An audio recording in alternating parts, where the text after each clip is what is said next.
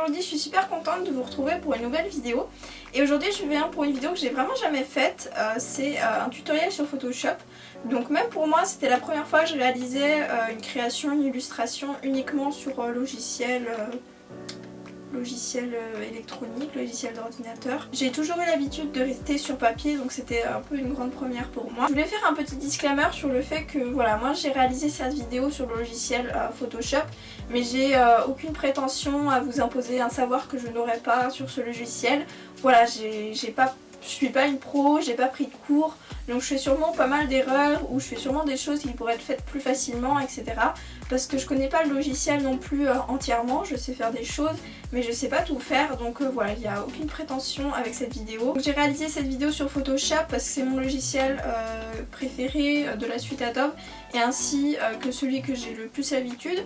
Mais je pense que vous pouvez très bien réaliser ce que j'ai fait aujourd'hui sur Illustrator si vous avez plus l'habitude, enfin voilà, il n'y a aucun souci là-dessus. Je voulais aussi vous dire que la partie sur laquelle on travaille sur Photoshop a été réalisée avec une voix off. Et je vais vous demander d'être indulgent parce que la dernière voix off que j'ai réalisée, je crois qu'elle remonte soit mon dernier tuto Fimo, soit mon dernier DIY, et ça doit faire un petit peu moins de 2 ans, donc ça fait très longtemps. Et j'avais perdu un petit peu l'habitude de m'exprimer et un petit peu l'habitude de m'expliquer sur des faits que j'avais fait antérieurement. Donc voilà. Également, avant de vous laisser avec la vidéo, je voulais vous parler de mon compte Instagram parce que depuis peu je l'ai vraiment repris en main et je poste à peu près tous les jours maintenant. Du coup je vous afficherai mon compte ici. Instagram c'est le seul réseau social que je me vois de promouvoir de temps en temps, même là si ça fait très longtemps que j'en ai pas parlé. Parce que c'est vraiment celui qui est important pour moi et celui que je préfère et celui où je trouve qu'il y a vraiment un intérêt à travers le logiciel. Du coup je vous le mets ici, si vous voulez faire un petit tour, vous pouvez y aller. Donc voilà, sur ce je vais vous laisser avec la vidéo, c'est parti. On se retrouve sur le bureau de mon ordinateur et je vais venir ouvrir Adobe Photoshop, voilà. Et là je vais vous montrer l'image que j'ai décidé de choisir pour aujourd'hui. Donc c'est une macro que j'avais fait il y a quelques semaines, donc d'une abeille, voilà. Et c'est ce qu'on va illustrer aujourd'hui. Donc dans Photoshop on fait fichier ouvrir, on ouvre l'image qu'on veut comme support tout simplement, donc ça c'est très basique, je pense que vous connaissez. Là il va me parler un petit peu des couleurs de mon image qui correspondent pas forcément au format Photoshop, enfin peu importe, normalement ça devrait pas vous faire ça. Moi je fais OK, je clique sur mon arrière-plan pour le mettre en calque et ce calque qui va être nommé calque 0, je vais venir le copier, donc voilà, en le glissant vers le bas.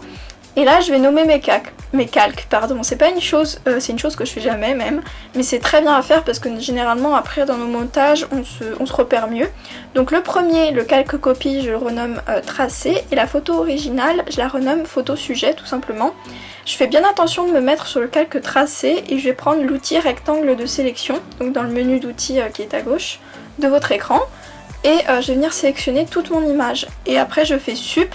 Pour enlever les pointillés, je fais sur Mac commande D et sur Microsoft Windows CTRL D.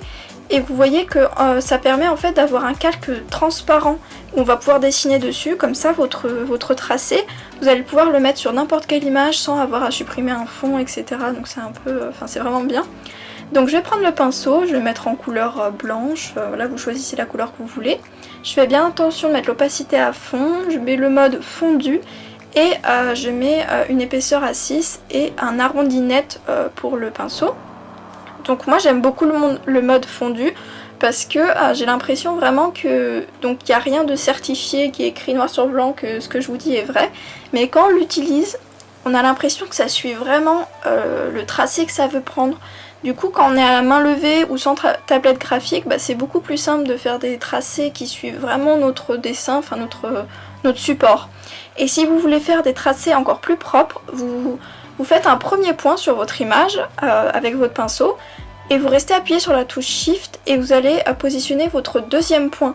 Et donc ça va vous permettre là de faire un tracé vraiment très net et c'est super cool à utiliser. Voilà, bref, là j'ai rebaissé mon pinceau à une épaisseur de 3 pour passer au poil, donc là c'était très long, mais bon à un moment on s'y fait et ça va beaucoup plus vite. Voilà, c'est un truc un peu 1 heure, 1 heure et demie peut-être, je crois que j'ai mis en tout pour faire cette illustration, enfin ce tracé.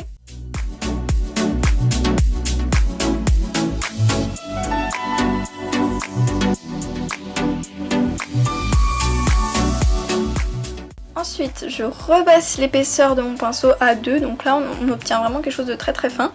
Et je vais venir cette fois-ci faire les petites formes qu'on voit dans les ailes. Donc là c'est vraiment super à utiliser ce que je vous ai dit, donc premier point sur l'image, restez appuyé sur Shift et deuxième point, parce que là c'est important d'avoir quand même des traits bien droits et bien tracés, donc voilà.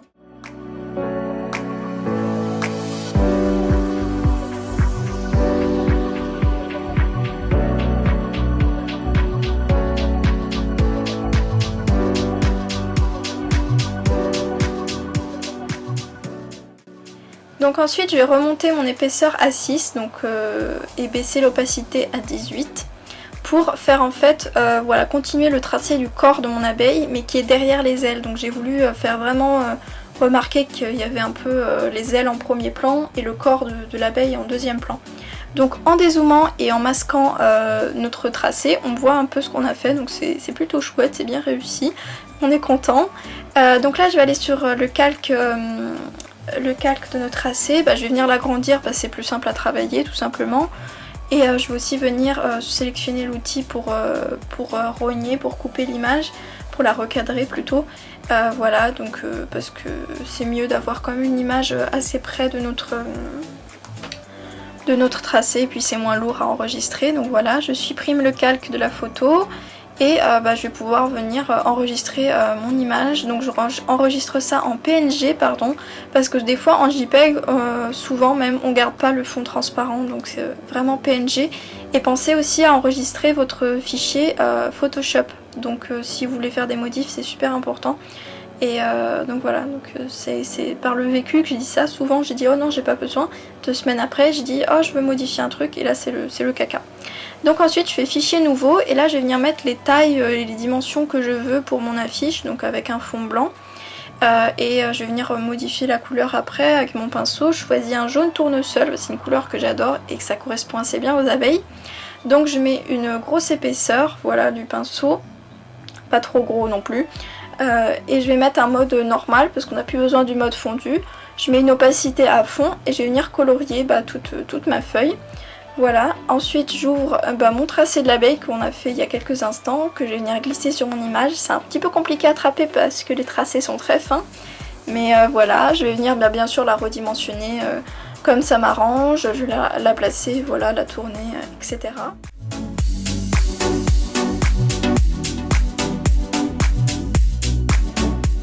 Ensuite on se retrouve sur Google et on va venir taper alvéoles, donc les fameuses formes qu'on trouve dans les ruches des abeilles. Et voilà, donc Google Images. Donc moi après j'ai tapé alvéole dessin parce que je voulais quand même une forme assez nette et j'arrivais pas à trouver. Donc j'ai choisi cette image là, donc je l'enregistre et je vais venir l'ouvrir dans Photoshop, voilà. Et je vais reprendre l'outil de sélection pour couper, et je vais venir couper mon image sur une rangée d'alvéoles, voilà, sur une lignée de forme d'hexagone. Donc voilà, je fais attention de bien rogner. Et voilà, je fais entrer.